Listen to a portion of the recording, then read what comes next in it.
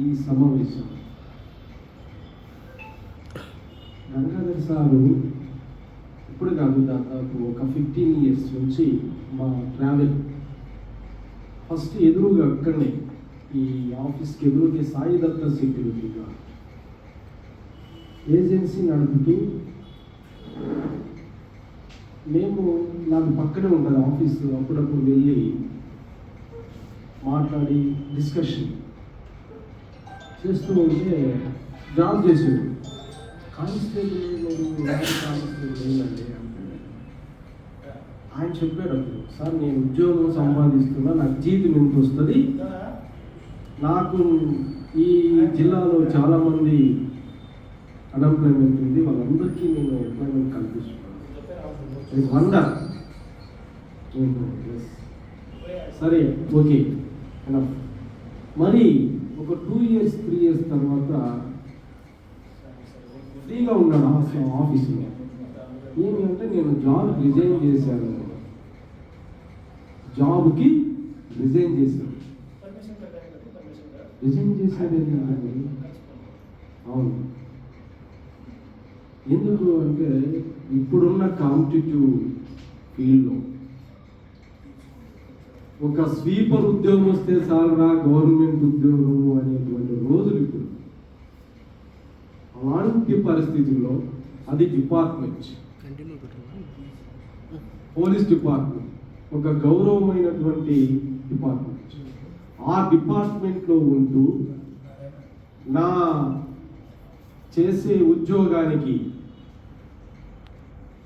Resign చేసి నేనేందైతే లక్ష్యం అనుకున్నానో ఆ లక్ష్యాన్ని ఈ జిల్లాలో ఉన్నటువంటి నిరుపేదల కోసం ఈ సంస్థని స్టార్ట్ చేసి ఉన్నా.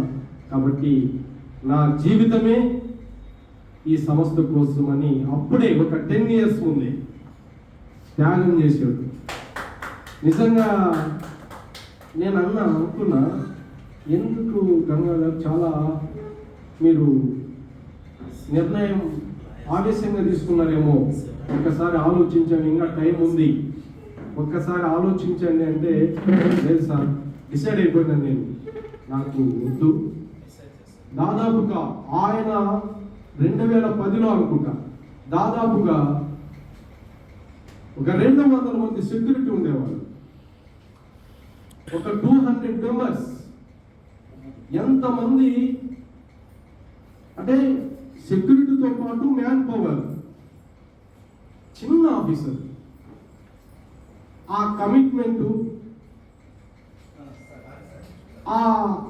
ఆయన చేసే ఏదైతే ఉందో ఆ ఏజెన్సీ మెయింటెనెన్స్ ఎంతమంది కంటే నేను లైవ్ చూశాను. నేను కూడా అప్పుడప్పుడు వెళ్తూ ఉండేవాడిని, నన్ను తీసుకెళ్ళేవాడు. సరే ఎట్లా ఉంటుంది ఏజెన్సీ, అసలు వాళ్ళు ఎట్లా డ్యూటీ చేస్తున్నారు, ఆ duty. Thank you high court advocate మా మిత్రుడు శివ గారు, ప్లీజ్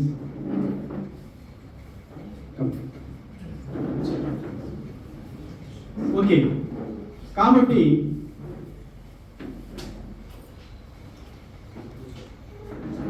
ఇలాంటి దీన్ని ఏమన్నాలో ఒక సర్వీస్. ఎందుకంటే మాకు రకరకాల మనస్తత్వం, క్యారెక్టర్స్, అన్ని రకాల ప్రజలు, అన్ని రకాల ఉద్యోగస్తులు, అన్ని రకాల వాళ్ళు నన్ను కలుస్తూ ఉంటారు.